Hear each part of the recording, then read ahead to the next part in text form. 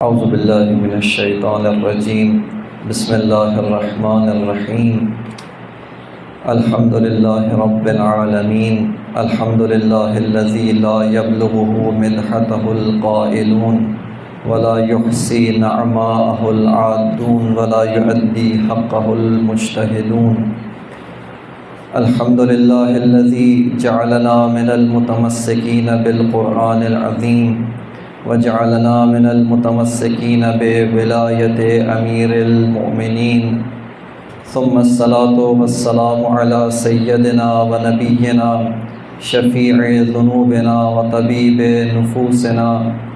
الذی سمی فی السماء بأحمد وفی الارضین بأبی القاسم المصطفى محمد اللهم صل على محمد وعلى آلہ الطیبین الطاہرین المعصومین واللعنة الدائمة على أعدائهم من الآن إلى قیام یوم الدین اما بعد فقد قال امیر المؤمنین علیہ الصلاۃ والسلام ولا تكن عبد غیرک وقد جعلک اللہ حرا۔ معزز و مکرم پیروان مکتب ولایت و واجب الاحترام عاشقان مکتب شہادت، اس سرزمین کے اوپر معرکہ حق اور باطل کہ جو ایک ازلی و ابدی معرکہ ہے، اور اس معرکے کا آغاز حضرت آدم سے ہی ہو گیا تھا، اور اس کے بعد مرحلہ بہ مرحلہ یہ حق اور باطل کی داستان آگے بڑھتی جاتی ہے۔ اس معرکے کے اندر کربلا سب سے نمایاں کردار رکھتی ہے۔ جتنے بھی حق اور باطل کے معرکے لڑے گئے، چاہے وہ آدم و ابلیس کا معرکہ ہو، چاہے وہ حابیل و قابیل کی شکل میں ہو، چاہے وہ ابراہیم و نمرود کی شکل میں ہو، چاہے وہ موسیٰ اور فرعون کی شکل میں ہو،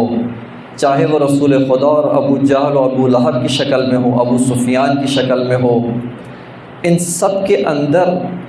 جہاں پر حق اور باطل دونوں اپنی اوج و عروج تک پہنچتے ہیں، اور حق اور باطل دونوں اپنے اعلیٰ ترین سطح پہ پہنچتے ہیں، وہ میدان کربلا ہے۔ چونکہ تاریخ نے کربلا کے اندر حق کا ایک ایسا لشکر دیکھا، حق کا ایک ایسا نمایاں شکل دیکھی جس سے پہلے کبھی دیکھی نہیں تھی، اور وہیں کربلا میں باطل کا ایک ایسا پست اور گھٹیا چہرہ دیکھا جس کے اوپر تاریخ انسانیت شرمندہ ہو جاتی ہے۔ بس حق اور باطل کی یہ داستان تاریخ کے ہر موڑ کے اندر ہے، تاریخ کے اندر ہر جگہ نظر آتی ہے، لیکن کبھی حق اور باطل کا یہ معرکہ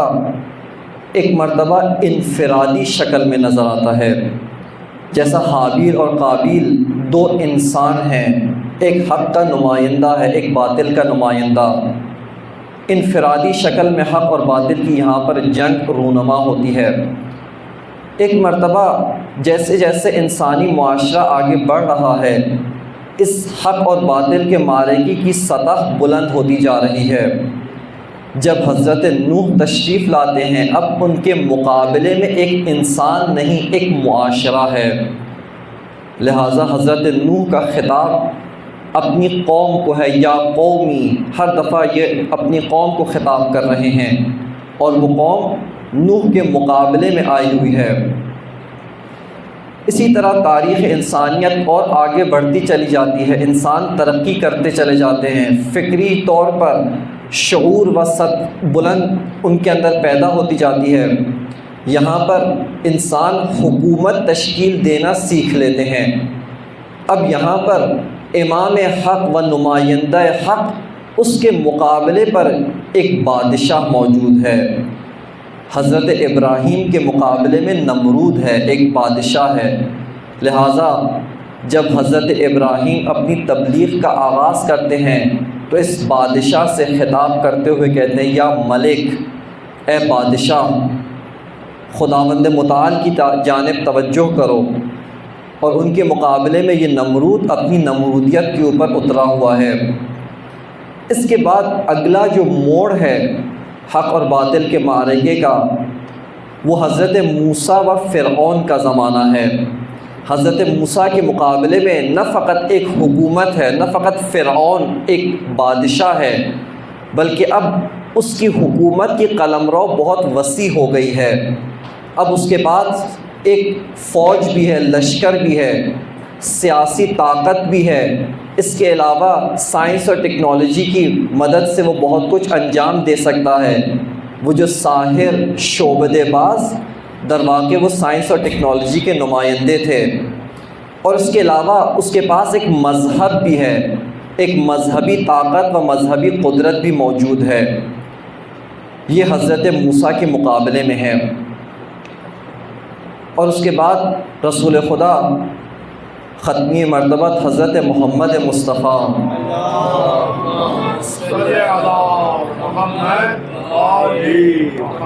آپ کے مقابلے میں وہ زمانہ جاہلیت کی ثقافت، زمانہ جاہلیت کی تہذیب و تمدن ہے، جاہلیت کے آداب و رسوم ہیں کہ جو عربوں کے اندر مکمل راسخ ہو چکے تھے۔ بس آپ نے مشاہدہ کیا کہ ہر زمانے کے لحاظ سے، ہر دور کے لحاظ سے حق اور باطل ایک خاص شکل کے اندر موجود ہے، لیکن اس کے اندر جو چیز ہمارے لیے قابل توجہ ہے، جس کی طرف ہمیں دقت کرنی چاہیے، غور و خوض کرنا چاہیے، وہ یہ ہے کہ ان تمام معرکوں کے اندر، ان تمام حق اور باطل کی نبرد کے اندر حق ایک ثابت حقیقت کا نام ہے، حق ایک ازلی، ایک لازوال حقیقت کا نام ہے، لیکن اس کے مقابلے میں جو باطل ہے وہ ہر دور میں بھیس بدل کے آ رہا ہے، ہر دور میں اس کا ایک نیا انداز ہے، ہر دور میں وہ باطل ایک نئے چہرے کے ساتھ، ایک نئی شکل کے اندر، ایک نئے زاویے کے ساتھ، ایک نئی نقاب کے ساتھ آ رہا ہے۔ لہٰذا کربلا کے اندر بھی باطل ایک خاص انداز میں، ایک خاص چہرے کے ساتھ آتا ہے۔ اسی لیے اسی نقطے کو بیان کرنے کے لیے کہ جو حق ہے، جو حقیقت ہے، وہ ہمیشہ ثابت ہے، اس میں کوئی تبدیلی نہیں ہوتی، اس میں کوئی تغیر نہیں، اس کو زوال نہیں آتا، اور جو باطل ہے وہ ہر دور میں متنوع اور متغیر ہے۔ اس کو بیان کرنے کے لیے شاعر کہتا ہے کہ حقیقت ابدی ہے، مقام شبیری، بدلتے رہتے ہیں انداز کوفی و شامی۔ یعنی حق جو حقیقت شبیری ہے وہ ایک حقیقت ازلی ہے، وہ ایک مقام ازلی ہے، اس میں تبدیلی اور تغیر نہیں ہے، لیکن ہر زمانے کے لحاظ سے، ہر دور کے مطابق جو باطل ہے وہ کسی انداز میں آ رہا ہے اور کبھی کسی اور انداز میں آ رہا ہے۔ کچھ عرصے پہلے تک یہی باطل آمریت و استبداد و ڈکٹیٹرشپ کی شکل میں ہوتا تھا، لیکن آج کے عصر کے اندر یہی باطل جس چہرے کے ساتھ آتا ہے اور بہت ساری نقابوں کے پیچھے خود کو پوشیدہ کر کے آتا ہے، وہ استعماریت و اس شکل میں آتا ہے، استعماریت کا باطل ہوتا ہے۔ لہٰذا آج کے دور میں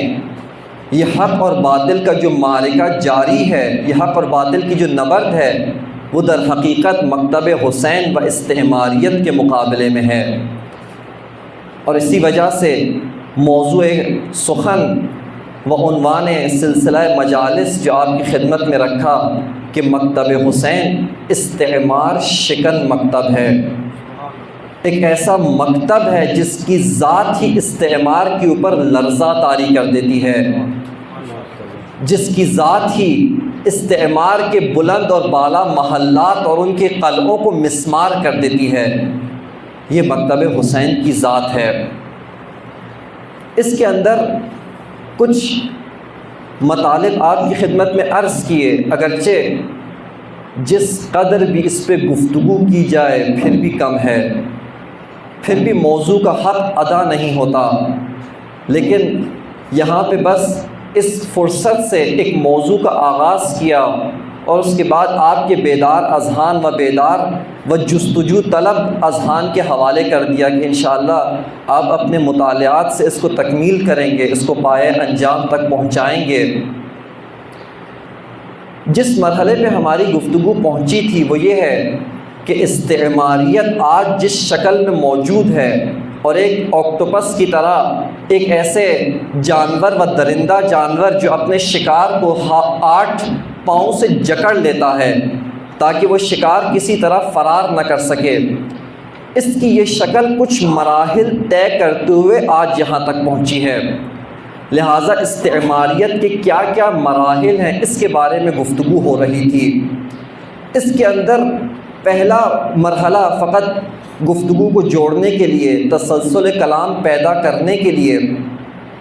وہ یہ ہے کہ استعماریت یعنی جو 15ویں صدی میلادی کے اندر آغاز ہوئی، اس وقت خود یورپ کے بہت سارے باشندے دوسرے علاقوں میں جاتے ہیں، تعمیر کے نام پہ جاتے ہیں، آبادی کے نام پہ جاتے ہیں، خوشحالی و رفاہ کے نام پہ جاتے ہیں، اور جانے کے بعد ان کے طبیعی و معدنی ذخائر، قدرتی وسائل پہ قبضہ کر لیتے ہیں، ان اقوام کو اپنا غلام بنا کر ان کی ہویت چھین لیتے ہیں۔ یہ استعماریت کا پہلا دور تھا جو لگ بھگ کے مورخین کے مطابق 19ویں صدی کے آخر تک جاری رہا۔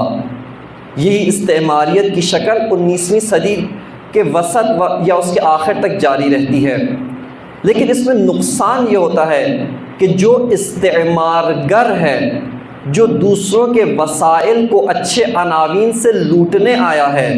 وہ جو بھیڑیا ہے، وہ کچھ عرصے کے بعد اس سرزمین کے رہنے والوں کی نگاہ میں بے نقاب ہونا شروع ہو جاتا ہے۔ اس کے مظالم آہستہ آہستہ لوگوں کے سامنے آنا شروع ہو جاتے ہیں، وہ سمجھنا شروع ہو جاتے ہیں کہ اس کے آنے کا مقصد کیا تھا، لہٰذا اس کے خلاف تحریکیں چلنا شروع ہوتی ہیں، اس کے خلاف لوگوں کی آواز بلند ہونا شروع ہو جاتی ہے،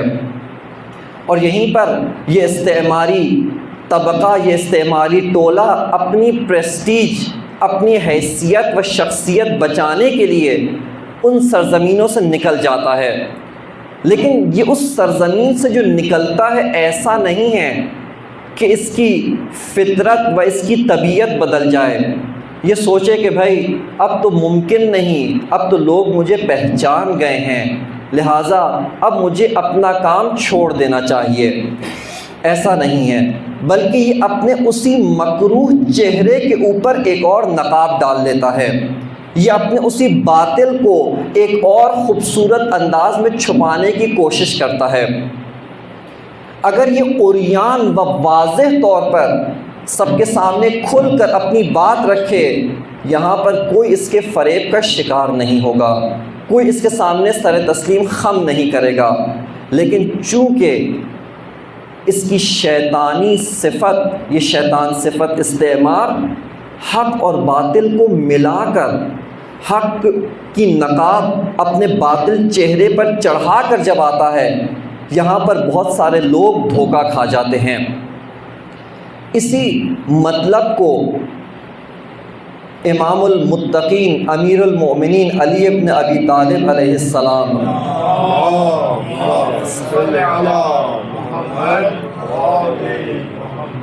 نہج البلاغہ کے اندر خطبہ نمبر 50 میں ذکر کرتے ہیں،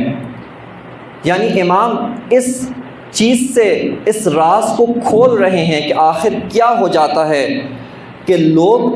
باطل کے پیچھے چلنا شروع کر دیتے ہیں، لوگ باطل کو اختیار کر لیتے ہیں۔ آخر وہ انسان جس کو خدا نے عقل دی ہے کیوں باطل کے اوپر چلنا شروع کرتا ہے؟ امام فرماتے ہیں انما بدء وقوع الفتن احواء تتبع و احکام تتبع۔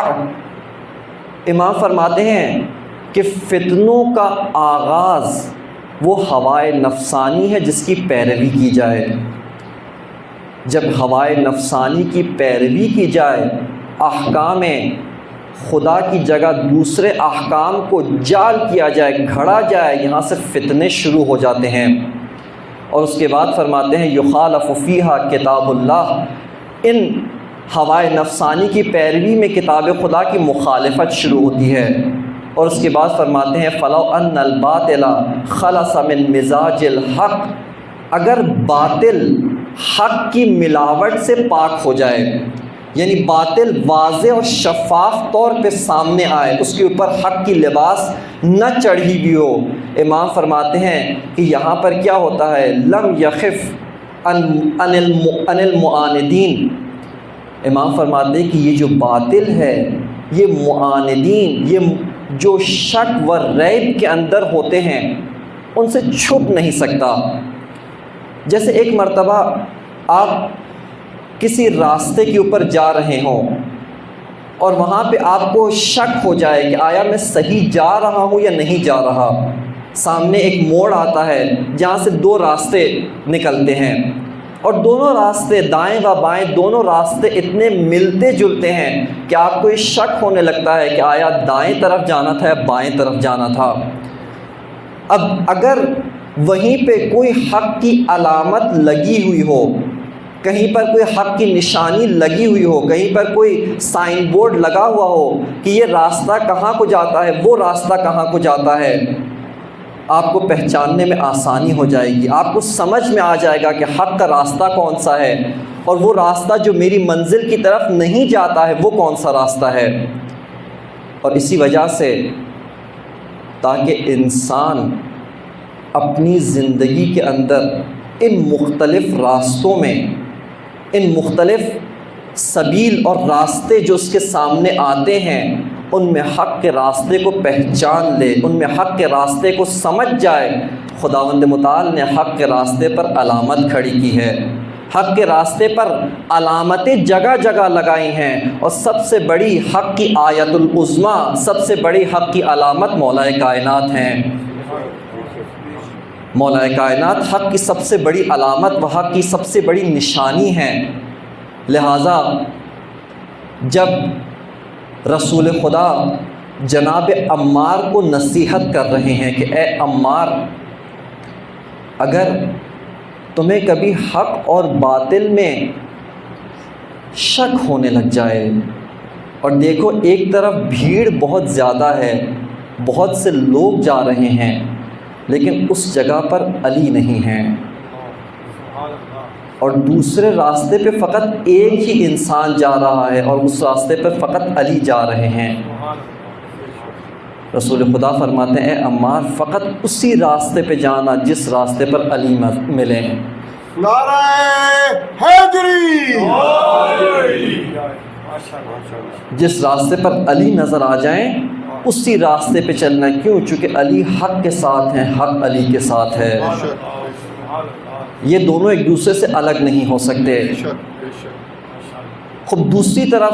ایک اور کیا ہوتا ہے، دوسرا رخ امام فرماتے ہیں اسی خطبے کا اگلا حصہ، وَلَوْ أَنَّ الْحَقَّ، بعض لوگ کیوں باطل پہ چلتے، امام نے فرمایا بتا دیا کہ چونکہ باطل کو حق کی نقاب پہنا دی جاتی ہے، یہاں پر شک کرنے والے گمراہ ہو جاتے ہیں، گمراہ راستے پہ چلنا شروع کر دیتے ہیں۔ اور دوسری طرف سے کیا ہوتا ہے، فرماتے ہیں وَلَوْ أَنَّ الْحَقَّ خَلَصَ مِن لُبْسِ الْبَاطِلِ، اگر حق باطل کے شائبے سے پاک ہو جائے، صاف ہو جائے، ستھرا نکھر کے آ جائے، فرماتے انقطعت عنہ لسان المعاندین، اس کے خلاف کسی کی زبان نہیں چلے گی، اس کے خلاف کوئی معاند زبان درازی نہیں کر سکتا۔ لیکن فرماتے ہیں کہ ہوتا کیا ہے، ولیکن یؤخذ من ھذا ذخص ومن ذاک ذخص، فرماتے ہیں کہ حق میں سے ایک مٹھی لے لی جاتی ہے، باطل میں سے ایک مٹھی لے لی جاتی ہے، فیمزجان، اور ان دونوں کو ملا لیا جاتا ہے، ان دونوں کو ملا کے جب پیش کیا جاتا ہے پھر کیا ہوتا ہے، فرماتے ہیں فیستول الشیطان علی اولیائہ، اور پھر یہ ملاوٹ شدہ حق جو باطل سے ملا دیا گیا، وہ باطل جو حق کی نقاب میں آتا ہے، اس کو وسیلہ بنا کر شیطان خدا کے بندوں پر حاوی ہو جاتا ہے، خدا کے بندوں کے اوپر احاطہ پیدا کر لیتا ہے۔ لہٰذا استعمار کبھی بھی عریان نہیں آتا۔ اس کی دوسری شکل جس کو آپ ماڈرن کولونیلائزیشن کہہ سکتے ہیں، استعمار نو، استعمار جدید کہہ سکتے ہیں، اس کے اندر جو استعمارگر ہوتا ہے، جو انویڈر ہوتا ہے، جو تہاجم کرنے والا ہوتا ہے، وہ کبھی خود بذات خود نہیں آتا، بے نفس نفیس نہیں آتا، بلکہ جب اس سرزمین جس پہ تہاجم کیا، جس کے ذخائر کچھ حد تک لوٹے، وہاں سے جا رہا ہوتا ہے، اسی سرزمین کے بعض خاندانوں کو حاکم بنا دیتا ہے، اسی سرزمین کے اوپر بعض ایسے گھرانے، بعض ایسے لوگوں کو حاکم بنا کر جاتا ہے کہ جو اس کی غیر موجودگی میں اس کی مرضی کو پورا کریں۔ وہی کام جو وہ خود کرتا تھا اب اسی سرزمین کے باشندے خود انجام دیتے ہیں۔ لیکن کون سے باشندے؟ وہ باشندے جس کو اس نے خریدا ہے، وہ باشندے جس کے اقتدار کی قیمت اپنی سرزمین سے خیانت ہے، اپنی قوم سے خیانت ہے۔ اور یہیں پر استعمار ڈکٹیٹرشپ و آمریت کے لبادے میں آتی ہے، یعنی یہ جو ڈکٹیٹر، یہ جو آمر، یہ جو بادشاہ، یہ جو خاندان جو حکومت میں ہے، یہ کٹ پتلی حکمران ہے، یہ ایک مہرہ ہے، یہ اس استعمار کے ہاتھ میں ایک کٹ پتلی کی شکل میں ہے۔ در حقیقت اس نے اس کو سامنے کر دیا اور خود پیچھے چھپ گیا ہے۔ لہٰذا یہ جو بادشاہ ہے اپنی مرضی نہیں، اس استعمارگر کی مرضی نافذ کرتا ہے، اس استعمارگر کی مرضی کو چلاتا ہے۔ اور اس دور کا آغاز جو مورخین نے کہا لگ بھگ 1850 میں، اس سے تھوڑا آگے پیچھے شروع ہوا، اور بالخصوص پہلی عالمی جنگ کے بعد سے جب خلافت عثمانیہ کو توڑا گیا، اس میں جس نے برطانیہ کی خدمت کی، ان خاندانوں کو، ان خائن خاندانوں کو حاکم بنا دیا گیا۔ اور اس سے پہلے جیسا کہ خود ایران پہ ڈکٹیٹر شاہ وہ حاکم تھا اور وہاں پر اپنے آقاؤں کی مرضی کو آگے بڑھاتا تھا، اور اسی میں سے ایک قانون و ایک اقدام جو اس نے انجام دیا تاکہ آپ کو معلوم ہو سکے کہ جب یہ آمر استعمار کے ہاتھ کا کھلونا بنتا ہے تو کیا کیا انجام دیتا ہے۔ سن 1963 کے اندر رضا شاہ ایک قانون ایران میں نافذ کرنا چاہتا ہے، اس کا نام فارسی زبان میں کیپیتولاسیون ہے۔ اس قانون میں کیا کہا گیا ہے؟ اس قانون میں یہ کہا گیا ہے کہ اس سرزمین کے اوپر جتنے امریکی رہتے ہیں، ایران میں جتنے امریکی موجود ہیں، اگر کسی ایرانی نے ان کا نقصان کر دیا، اگر کسی ایرانی نے ان کے مثال کے طور پہ ان کی ثقافت ہے کتے پالتے ہیں، کسی کے کتے کو نقصان پہنچا دیا، اگر کسی ایرانی نے کسی امریکی کے مال کو نقصان پہنچا دیا،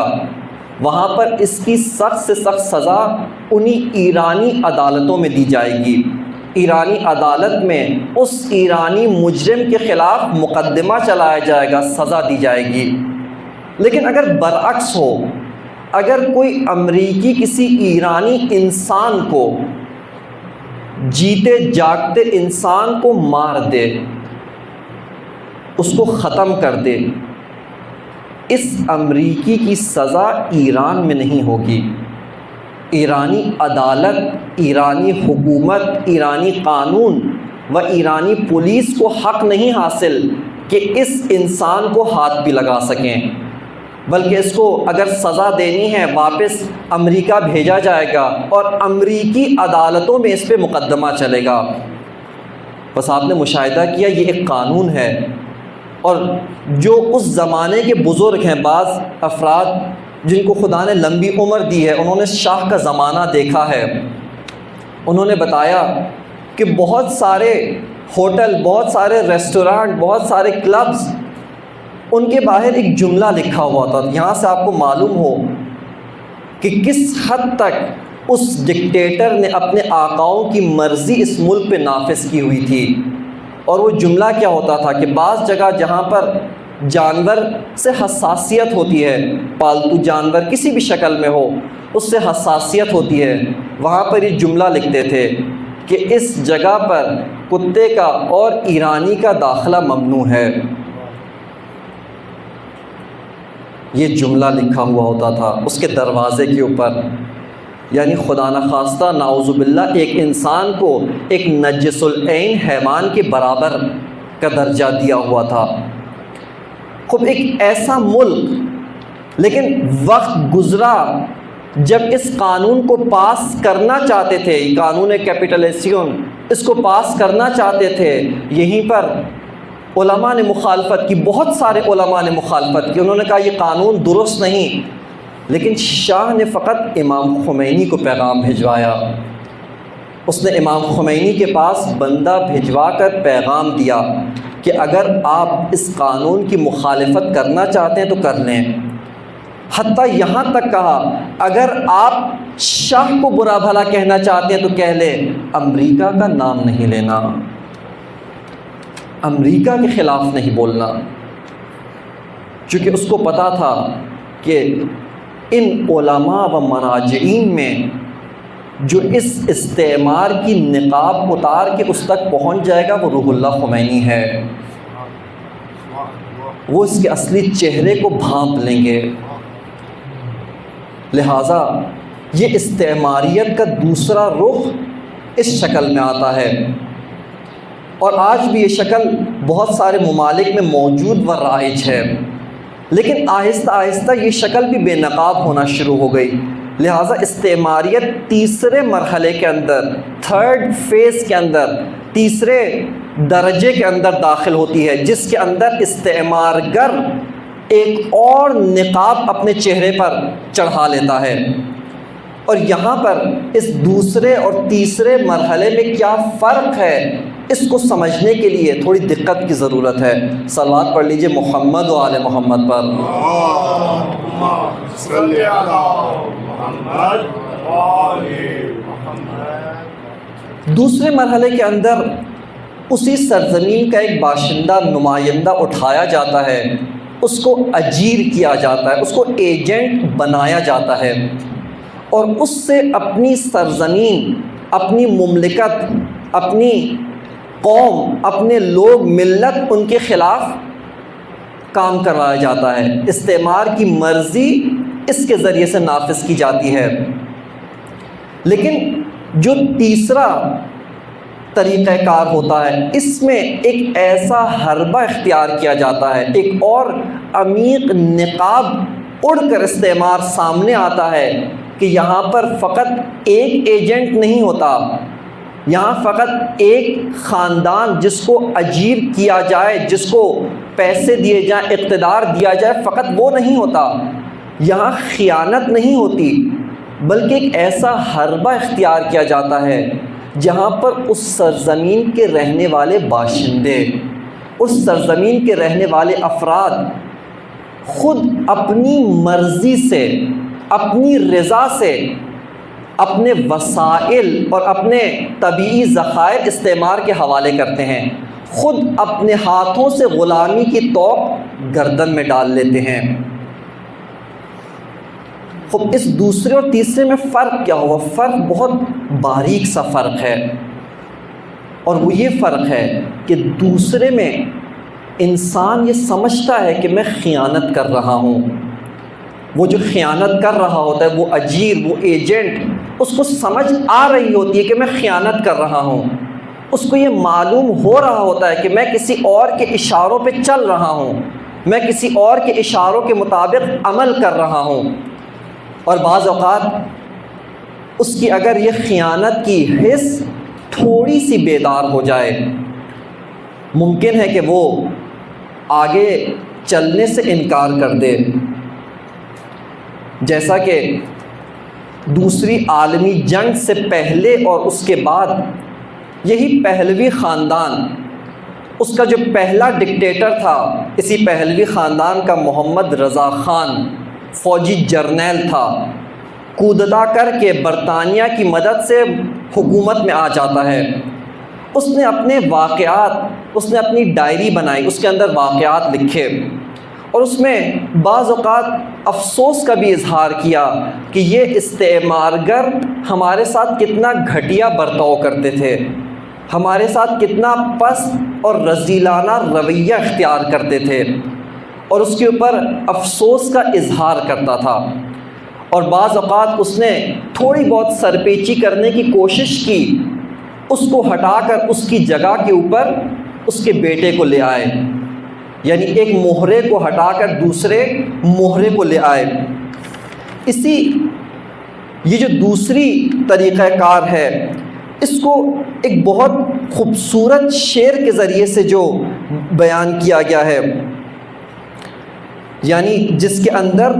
انسان جو استعمارگر ہوتا ہے وہ جو استعمارگر ہوتا ہے وہ اسی علاقائی انسان کو اپنا مہرہ بناتا ہے۔ یہ شعر جو علامہ اقبال کا ہے، اسی سے پردہ اٹھایا علامہ اقبال نے۔ فرماتے ہیں اس کھیل میں ہے تعیین مراتب ہے ضروری،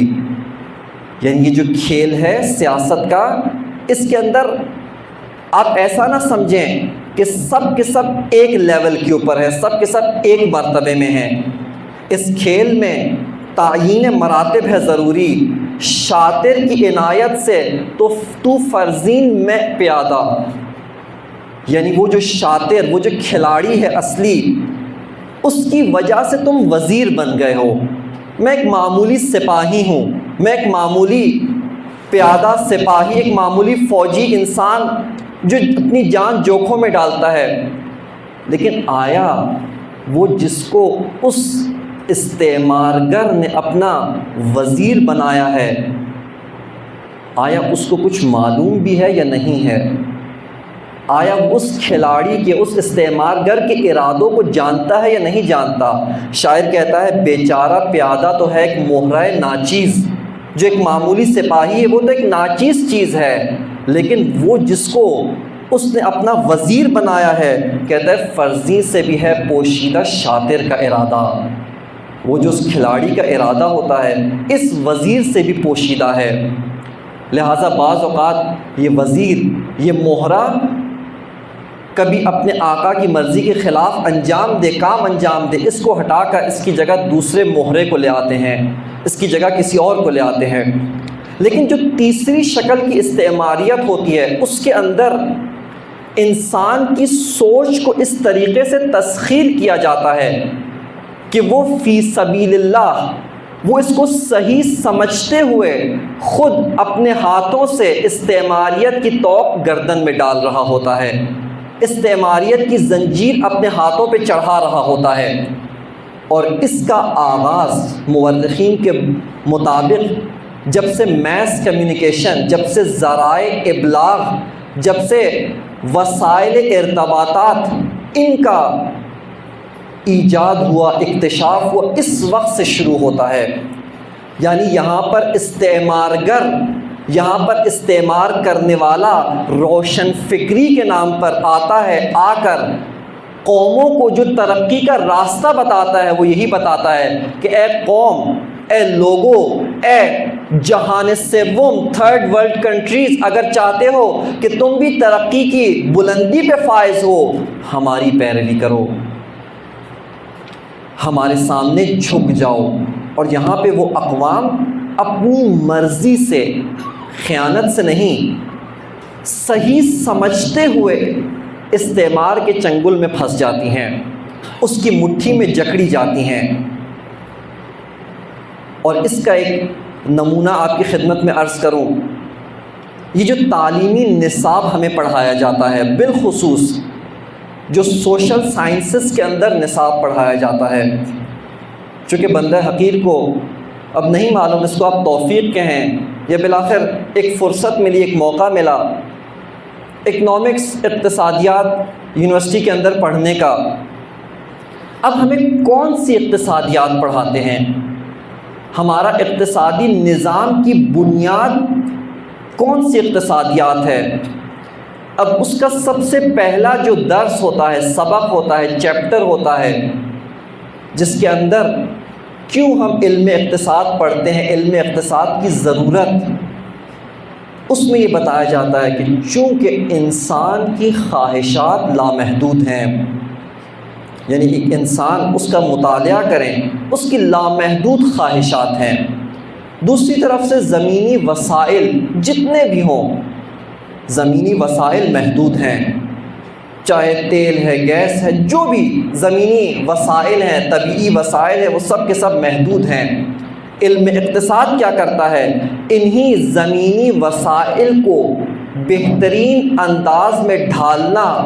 تاکہ اکثر انسانی خواہشات پوری ہو جائیں، یہاں پر علم اقتصاد آتا ہے۔ لہٰذا علم اقتصاد کے مطابق اگر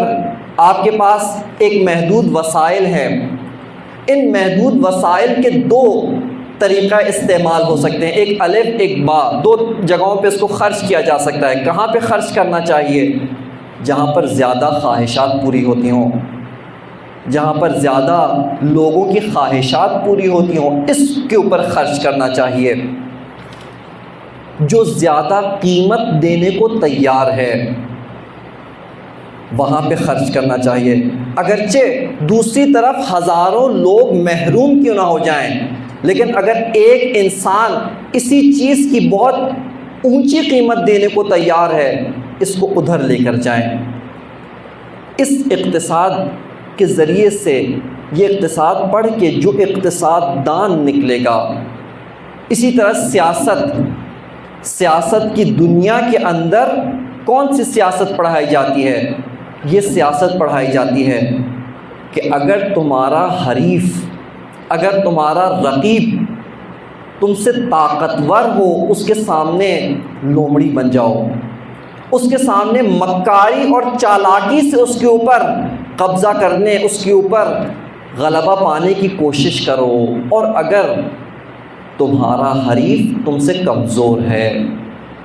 ناتوان ہے، اس کے مقابلے میں تم بھیڑیے بن جاؤ۔ یہ والی سیاست جس کو میکاولی نے اپنی کتاب میں لکھا، میکاولی والی سیاست پڑھائی جاتی ہے۔ اسی طرح علم نفسیات، کون سے علم نفسیات پڑھائے جاتے ہیں؟ آیا وہ علم نفسیات جو یہ کہتی ہے کہ اے انسان تم اشرف المخلوقات ہو، وہ نفسیات جو یہ کہتی ہے کہ اے انسان تم روح اور بدن کے امتزاج سے پیدا ہوئے ہو،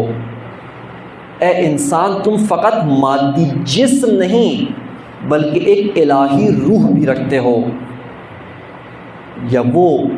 نفسیات پڑھائی جاتی ہے جس کے اندر انسان فقط مادی اوزار و مادی چیزوں کا مجموعہ ہے، اس کا آغاز، اس کی پیدائش اسی مادی دنیا میں ہوئی، اور جب قبر میں چلا جاتا ہے وہ انسان کے دی اینڈ ہے، اختتام ہے، انسان ختم ہو جاتا ہے۔ خب اسی طرح اور جتنے بھی باقی علوم ہیں، روابطات بین الملل، انٹرنیشنل ریلیشنز، اور دیگر ایک ایک کر کے اجتماعی علوم، یہ سارے کے سارے آپ کھنگالتے چلے جائیں، ٹٹولتے چلے جائیں، یہ سارے کے سارے علوم قوموں کو غلام بنانے کے لیے ہیں۔ کیوں؟ چونکہ ان علوم کی جو بنیاد و آئیڈیالوجی ہے، ان علوم کے ذریعے سے غرب و استعمار قوموں کو رفاہ و فلاح نہیں دینا چاہتا، بلکہ ان کو یہ بتانا چاہتا ہے کہ اے قوم، اے لوگوں، اے اس جہان سوم کے باشندوں، اگر تم نے ترقی پانی ہے، سر کے بال سے لے کر پاؤں کے ناخن تک ہماری تقلید کرنی ہوگی۔ جیسا لباس ہم پہنتے ہیں ویسا لباس تم پہنو، جیسی سوچ ہم سوچتے ہیں ویسی سوچ تم بھی سوچو، جو اقدامات ہم چاہتے ہیں، تمہاری ٹیوننگ، تمہاری فریکوینسی، تمہاری مائنڈ کی سٹیٹ، تمہاری ذہنی فکر اسی کے مطابق چلے۔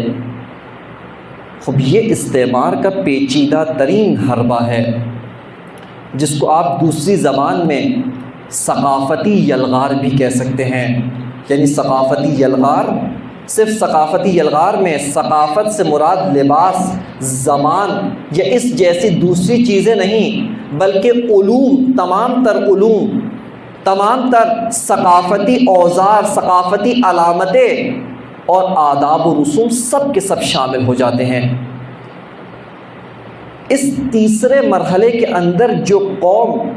غلام بن جائے، جو قوم غلامی کا راستہ اختیار کر لے، وہ خود بخود اپنی مرضی سے استعماری طاقت و استعماری قوت و استعماری انشاء و مرضی کے پیچھے چل رہا ہوتا ہے۔ اسی کی ایک مثال آپ کی خدمت میں عرض کرنا چاہتا ہوں۔ صلوات پڑھ لیجئے محمد و آل محمد پر۔ صلی علی محمد و آل محمد۔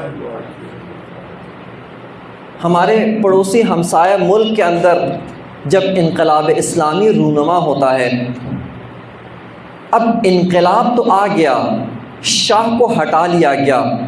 شاہ ڈکٹیٹر کا جو سایہ ہے وہ ختم ہو چکا ہے۔ اب یہاں پر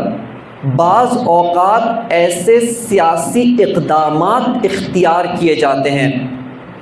اور جو سیاسی اقدامات اختیار کر رہے ہوتے ہیں انتہائی مخلص ہوتے ہیں، انتہائی خلوص کے ساتھ، انتہائی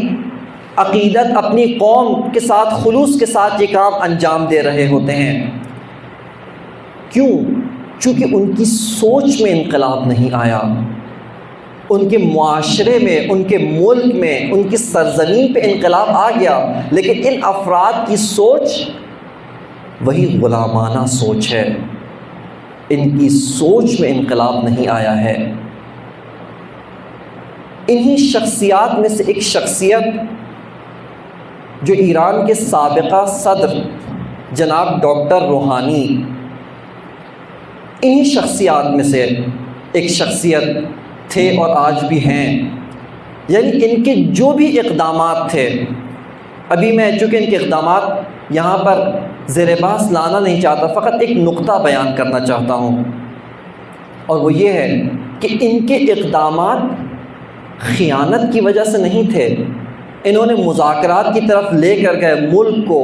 جبکہ مقام معظم رہبری سختی سے منع کرتے گئے، لیکن پھر بھی عوامی رائے عامہ مذاکرات کی طرف ہموار کرتے گئے۔ ان کی ایک کتاب ہے، 3 جلدی کتاب، جس کے اندر انہوں نے اپنی سوچ، اپنی فکر کو بیان کیا ہے۔ اس میں سے پہلی جو ان کی کتاب ہے، جو یہ کتاب ان کی تقاریر و گفتگو کا مجموعہ ہے، اس کا پہلا جو جلد ہے، اس میں اسلام کا سیاسی نظام بیان کر رہے ہیں۔ بعض اوقات ان کی تعبیرات اس کتاب کے مطابق، ان کی تقاریر انتہائی جوشیلی تقاریر، انتہائی خوبصورت تقاریر، لیکن ایک جگہ کے اوپر جا کر لکھتے یہ ہیں۔ اب یہاں سے آپ دیکھیے کہ ان کے اقدامات کے پیچھے کیا سوچ، کیا فکر درکار تھی۔ یہ لکھتے ہیں کہ جب سرد جنگ جاری تھی اور اس وقت دنیا کے اندر 2 سپر طاقتیں تھیں، 2 بھیڑیے تھے جو دنیا کے اوپر قبضہ کرنے کے لیے آپس میں برسر پیکار تھے، آپس میں نبرد آزما تھے۔ کہتے ہیں کہ اس وقت ان کی توجہ، دونوں کی توجہ، شوروی ہو، سوویت یونین ہو یا امریکہ ہو، ان کی توجہ ایک دوسرے کی طرف ہوتی تھی، یہ ایک دوسرے کے خلاف سازشیں کرتے تھے۔ ایران سے ان کو زیادہ سروکار نہیں تھا، لیکن کہتے ہیں کہ جب سوویت یونین ٹوٹ گیا، سر جنگ اپنے اختتام پر پہنچی اور امریکہ فاتح کے طور پہ سامنے آیا، کہتے ہیں کہ اب اس دنیا پر ایک ہی خونخوار بھیڑیا ہے، اس دنیا پر ایک ہی سپر طاقت ہے، اور اب اس سپر طاقت سے سمجھوتا کیے بغیر ترقی ناممکن ہے، رفع اور فلاح ناممکن ہے۔ یہ ان کی سوچ تھی۔ اور اس کے بعد انہوں نے مکمل ایران کے حالات شروع سے لے کر 2010 تک یہ تقاریر کا مجموعہ تھا، یعنی ان کی صدارت سے پہلے کی تقاریر تھیں۔ اس وقت تک انہوں نے تجزیہ اور تحلیل کیا کہا کہ کبھی ہماری حکومتی پالیسی ایک خاص طرح کی ہوتی تھی، کبھی ایک اور طرح کی تھی، لیکن کہا کہ آج کے زمانے میں ہمیں ڈیولپمنٹ کی طرف جانا ہے، ہمیں توسعے اقتصادی رفاہ کی طرف جانا ہے، اور اقتصادی رفاہ اسی دنیا میں رہتے ہوئے، اسی گلوبلائزیشن کے نظام میں، اسی عالمی نظام میں رہتے ہوئے انجام دینی ہے۔ لہٰذا اس عالمی نظام کے جو قوانین ہیں، جو قواعد ہیں، انہی کے مطابق چلنا پڑے گا، انہی کو قبول کرنا پڑے گا، اور اسی کے مطابق انہوں نے اپنی 8 سالہ حکومت کا دور گزارا تھا۔ اب یہاں پر اس شخص کو آپ ملاحظہ کریں، اس شخص کو مشاہدہ کریں، آیا اپنے گمان میں یہ انسان خیانت کر رہا ہے، یہ خدمت کر رہا ہے؟ اس کا اپنا گمان ہے کہ میں ملک کی، مملکت کی خدمت کر رہا ہوں، عوام کی رفاہ چاہتا ہوں، لیکن عوامی رفاہ کا جو راستہ انتخاب کرتے ہیں وہی راستہ ہے جو استعمار چاہتا ہے، جو استعمار کی مرضی اور اس کی انشاء ہوتی ہے۔ یہ استعماریت کا تیسرا مرحلہ و تیسرا فیز ہے، تیسری درجہ، تیسری کیٹیگری استعماریت کی یہ ہے۔ اسی نقطے کو میں یہاں پر اس شخصیت کی زبانی جس کی حیات میں ہم نے اس کی قدر نہیں کی، ہمارے بعض اساتذہ مراجع کے بقول رہبر شہید کو سمجھنے کے لیے آئندہ 100 سال چاہیے۔ ان کی اقدامات، ان کے شرح صدر، ان کی بصیرت، ان کی نگاہیں، ان کی شجاعت و دلیری، اور اس کے ساتھ ساتھ ان کی معنویت، ان کا زہد و تقویٰ اور دنیا گریزی، دنیا پرہیزی، اس سب کو ایک انسان نے اپنی ذات کے اندر اکٹھا کر لیا ہے۔ اگر ایک جملے کے اندر رہبر شہید کو توصیف کرنا چاہوں، یہ وہ جملہ ہے جو میرا نہیں ہے، بلکہ UN کا سابقہ سیکرٹری جنرل کوفی عنان، اس نے ان کے بارے میں کہا کہ آج جس شخص کی عالمی سیاست کے اوپر نگاہ نافذ ہے، جو ہر چیز کو گہرائی میں جا کے سمجھ لیتا ہے، کہا وہ سید علی خامنہئی ہے۔ اور اس سے بڑھ کر جب ویٹیکن کا ایک پادری اعظم، یاد نہیں کس دور میں، اس نے رہبر معظم سے ملاقات کے بعد اس کے جملے یہ تھے، کہا کہ اگر آج کے دور میں کسی نے عیسیٰ کو دیکھنا ہو، آج کے دور میں کوئی عیسیٰ مسیح کی زیارت کرنا چاہتا ہے، کہا نزدیک ترین شخصیت کردار عیسیٰ سے یہی شخصیت ہے۔ عزیزان محترم، آج ہم کربلا کے نام پر مختلف چیزیں بناتے ہیں، اور بالکل درست ہے، کربلا کو زندہ رکھنے کے لیے شبیہ عباس سے علمدار بناتے ہیں، علم عباس کی شبیہ بناتے ہیں، شبیہ ذوالجناح نکالتے ہیں، اسی طرح اور بہت ساری شبیہ بناتے ہیں، لیکن اس سے بڑی شبیہ جو مقصد و مقصود عزاداری ہے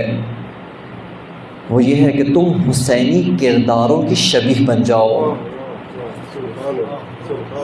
اگر ایک علم، ایک پرچم، ایک علامت، ایک لکڑی، اس کو ہم شبیہ علم عباس بنا سکتے ہیں، یہ آسان کام ہے، لیکن عزاداری کا مقصد و مقصود و عزاداری کی منزل یہ ہے کہ جب میں اور آپ شبیہ حسین بن جائیں۔ جب امام نہیں بن سکتے، یہ مسلم ہے، شبیہ امام بننا ہے،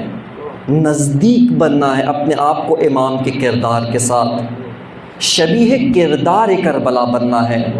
اس طرح سے کہ اگر آج کے زمانے میں کوئی ہمیں دیکھے، کوئی ہمارا کردار دیکھے، کوئی رفتار دیکھے، کہے کہ یہ شبیہ قاسم بن گیا ہے۔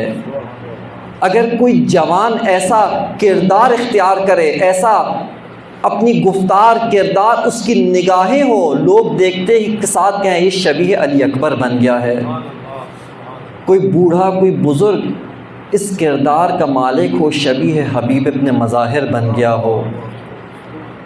یہ کربلا کی اصلی رسالت ہے۔ بس آج کے دور میں اگر کوئی انسان دوسروں سے زیادہ اپنے آقا و مولا کے نزدیک ہوا، وہ یہی رہبر معظم تھے۔ اخوت کا پیکر، شجاعت کا دائی، علی خامنائی، علی خامنائی۔ رہبر معظم اسی استعماریت کی جو تیسری شکل ہے اس کے بارے میں فرماتے ہیں، کہتے ہیں کہ امروز سیاست استکباری استعمار فرانو است۔ کہتے ہیں کہ آج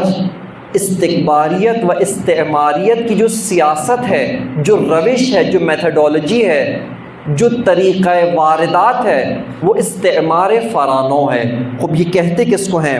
فرماتے ہیں یعنی اس کے بعد فرق بیان کر رہے ہیں، یعنی از استعمار نوینی کے در 10 سال قرن گزشتہ وجود داشت یہ قدم بالاتر است۔ کہتے ہیں کہ اس سے پہلے جو استعمار کی شکل تھی استعمار نو،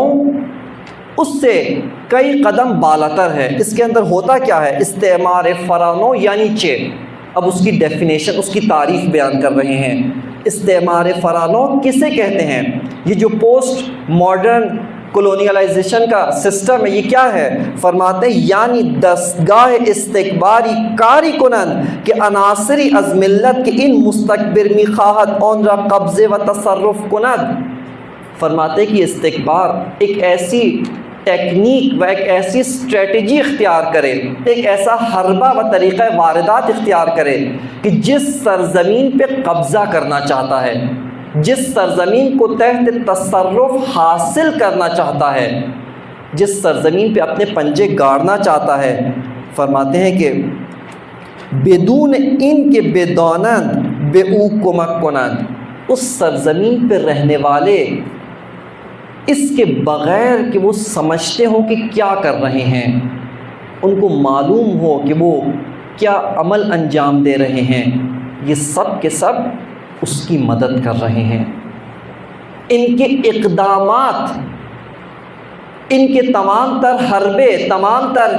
اقدامات جو یہ انجام دے رہے ہیں، وہ سب کے سب استعمار کے پنجوں کو مضبوط کر رہے ہیں۔ مگر ایسا بھی ہو سکتا ہے، آپ یہی سوچیں گے کیا ایسا کام انجام دیا جا سکتا ہے؟ کیا کسی انسان، کسی ملک، کسی مملکت کے رہنے والوں کو اس حد تک بھی لے جایا جا سکتا ہے؟ ایک مثال کے ساتھ آپ کی خدمت میں عرض کرتا ہوں۔ آج ایک چیز جو رائج ہے، دوسروں کے جو مکاتب فکر ہے، اسلام کے مختلف مکاتب فکر، جیسے اہل تسنن ایک مکتبہ فکر ہے، اس کے اندر اس کی بعض شاخیں ہیں، مکتب اہل بیت، مکتب تشیع ایک اور مکتبہ فکر ہے، اس کے ذیل میں بھی بعض شاخیں آتی ہیں، کوئی زیدی ہے، کوئی اسماعیلی ہے، ایک اثنا عشریہ ہے۔ ان کے اندر تفرقہ و اختلاف افکنی، خب جو تفرقہ پھیلا رہا ہوتا ہے وہ کیا سوچ رہا ہوتا ہے؟ اور جس زمانے کے اندر اسی تفرقے کو خونی رنگ دیا گیا،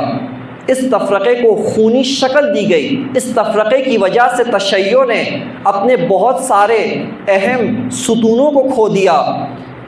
اسی تفرقے کے نام پر شہید عارف حسینی کو شہید کر دیا گیا۔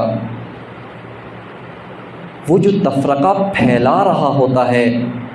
اس کو میں اور آپ جو باہر سے دیکھ رہے ہیں، ہم اس کو کہتے ہیں کہ تم تفرقہ پھیلا رہے ہو۔ اس کی اپنی سوچ یہ ہوتی ہے کہ میں تو اپنے مکتب کی خدمت کر رہا ہوں، میں تو اپنے مکتب کی ایک ادنا سی خدمت کر رہا ہوں، بلکہ اس سے بھی بالاتر وہ اس خدمت کو بالا ترین خدمت سمجھ رہا ہوتا ہے۔ اور اس سے بھی آپ اوپر لے جائیں، وہ افراد جو اپنے جسموں کے ساتھ بم باندھ کر کہیں پہ جا کر پھوڑ دیتے ہیں، کہیں پہ جا کر انفجار دھماکہ کر دیتے ہیں، اس کے بعد جنت کے بھی خواہش مند ہوتے ہیں۔ اس کے بعد ان کی ذہنی سوچ و ذہنی فکر یہ ہوتی ہے کہ وہ خود اپنے قدم سے اپنے پاؤں سے اس طرف جا رہے ہیں جس طرف استعمار لے جانا چاہتا ہے، جس طرف استعماریت کا رخ ہوتا ہے وہ خود چل کے جا رہے ہوتے ہیں۔ یہ تیسرا مرحلہ ہے استعماریت کا،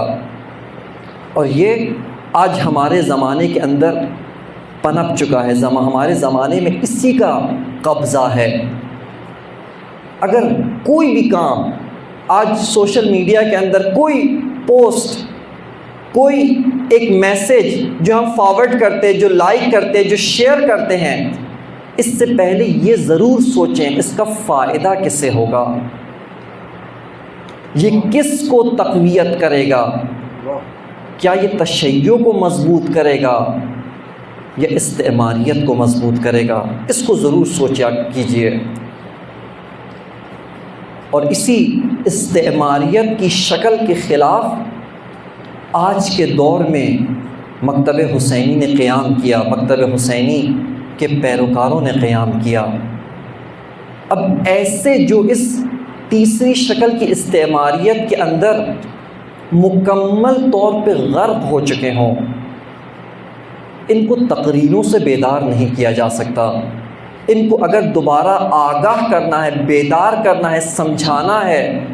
امام حسین تقریریں کرتے رہ گئے، یہ بیدار نہیں ہوئے، ان کو سمجھ میں نہیں آئی۔ اور اگر امام حسین فقط بعض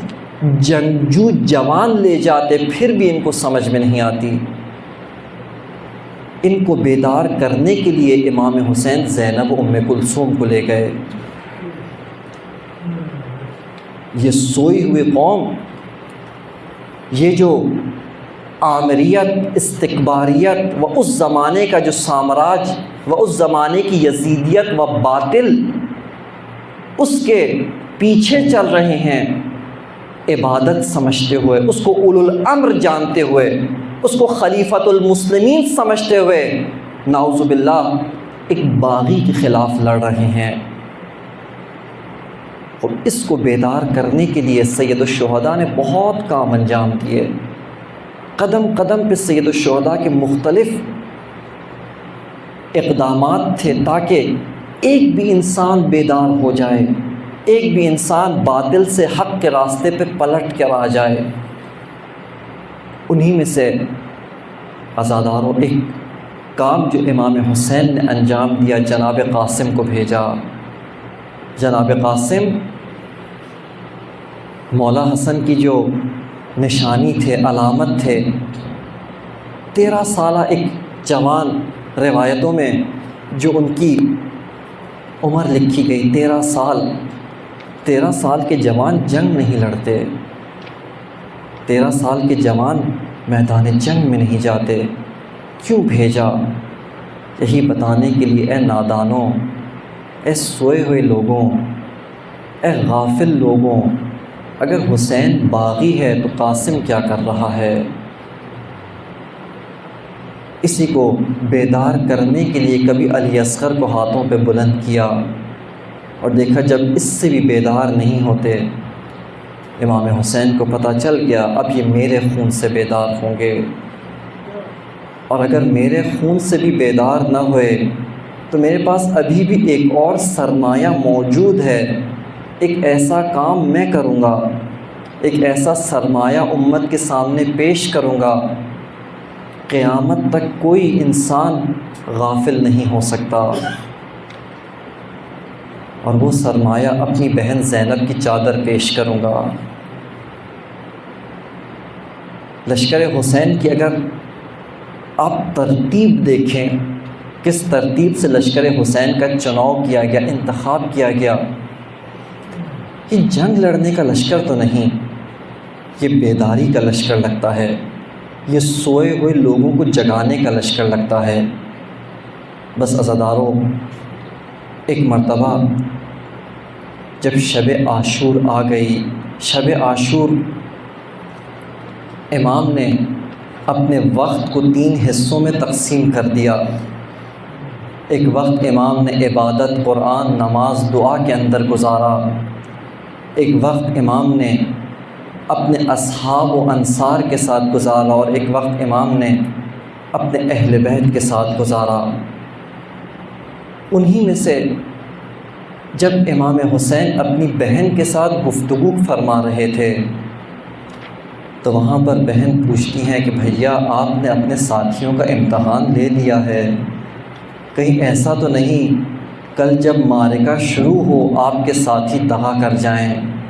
آپ کے ساتھی آپ کو اکیلا چھوڑ جائیں۔ بس عزادارو، جب بی بی کی یہ آواز خیمے کے باہر کھڑے جناب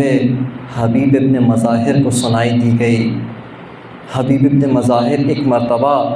انصار کے پاس آتے ہیں، انصار کو اکٹھا کرتے ہیں، انصار کو خیمے میں جمع کرتے ہیں۔ جمع کرنے کے بعد انصار سے کہتے ہیں، اے انصارو، بڑا غضب ہو گیا، بڑی قیامت کا منظر ہو گیا، بی بی کو، ثانیہ زہرا کو، علی کی بیٹی کو ہماری وفا پہ شک ہو گیا۔ ایک مرتبہ عزادارو انصار نے کہا، اے حبیب آپ ہی بتائیے کیا کریں، آپ ہی بتائیے کس طرح اپنی وفا کا یقین دلائیں۔ بس عزاداروں، ایک مرتبہ تمام انصار نے تلواریں نکال کر اپنی گردن کے اوپر رکھا،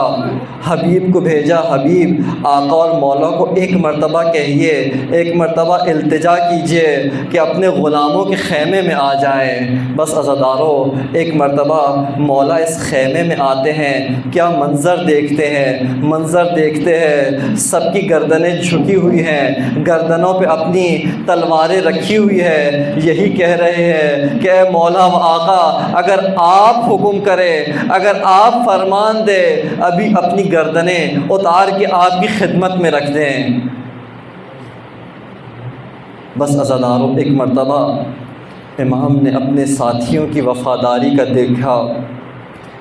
وفاداری کو مشاہدہ کیا،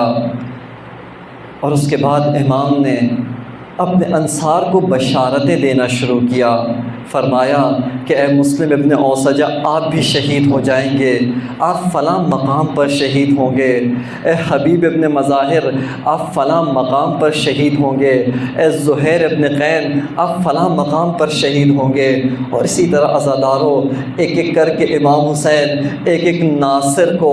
بشارت دیتے جا رہے ہیں۔ جب یہ فہرست تمام ہوئی، جب یہ فہرست اختتام تک پہنچی، بس عزاداروں، ایک مرتبہ خیمے کے پیچھے سے ایک آواز آئی، مولا کیا شہادت پانے والوں میں میرا بھی نام ہوگا؟ کیا کل کربلا کے شہداء میں میرا بھی نام ہوگا؟ بس عزاداروں، ایک مرتبہ مولا نے آواز پہچانی، آواز کو سمجھا کس کی آواز ہے، کہا بیٹا قاسم، آپ اس خیمے میں کیا کر رہے ہیں؟ یہ تو انصار کا خیمہ ہے، میں انصار کو بشارتیں دے رہا ہوں۔ بس عزاداروں،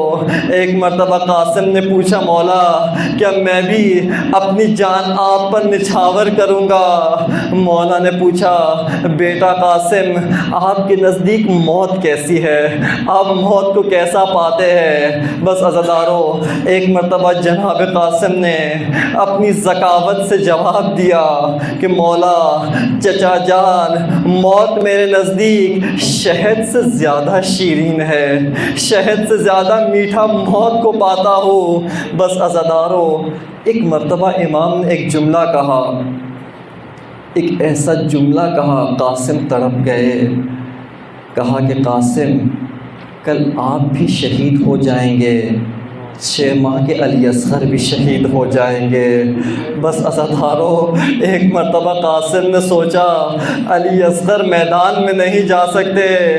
علی اصغر کی شہادت کا مطلب ہے قوم اشقیاء، فوج اشقیاء خیموں میں آ جائے گی، تڑپ کے پوچھتے ہیں چچا جان علی اصغر کیسے شہید ہوگے؟ کیا یہ اشقیاء، کیا یہ لعین خیموں میں آ جائیں گے؟ بس عزاداروں، ایک مرتبہ مولا حسین کہتے ہیں بیٹا قاسم علی اصغر کو میں خود لے کر جاؤں گا، پانی پلانے لے کر جاؤں گا۔ بس عزاداروں قاسم کو بھی بشارت مل گئی، یوم عاشور کا آغاز ہوا۔ یوم عاشور شروع ہوتا ہے۔ جب یوم عاشور کا آغاز ہوا انصار حسین ایک ایک کر کے آگے بڑھتے چلے گئے۔ روایت کہتی ہے جنہوں نے مقتل لکھا کہتے ہیں کہ جب بھی کوئی ناصر آگے بڑھتا مولا کی کوشش ہوتی اس کو کسی طرح میدان میں نہ بھیجیں، اس کو کہیں کہ آپ نے ابھی تک وفا کر دی، آپ چلے جائیں، آپ کی مدد میری جان نہیں بچائے گی، یہ مجھے شہید کر کے رہیں گے۔ ایک ایک کر کے آتے گئے، امام سے اصرار کر کے شہادت پانے کا مرتبہ پانے کے لیے جاتے گئے۔ بس عزاداروں اس کے بعد اہل بیت کے جوانوں کی باری آتی ہے۔ روایت کہتی ہے سب سے پہلے بنی ہاشم میں جو آگے بڑھا جس کو مولا نے اجازت دی وہ علی اکبر تھے، شبیہ پیغمبر تھے، بغیر کسی ٹال مٹول کے، بغیر کسی، اس کے امام نے شبیہ پیغمبر کو مقتل کی جانب روانہ کیا۔ اس کے بعد جس کی نوبت آئی، جس کی باری آئی،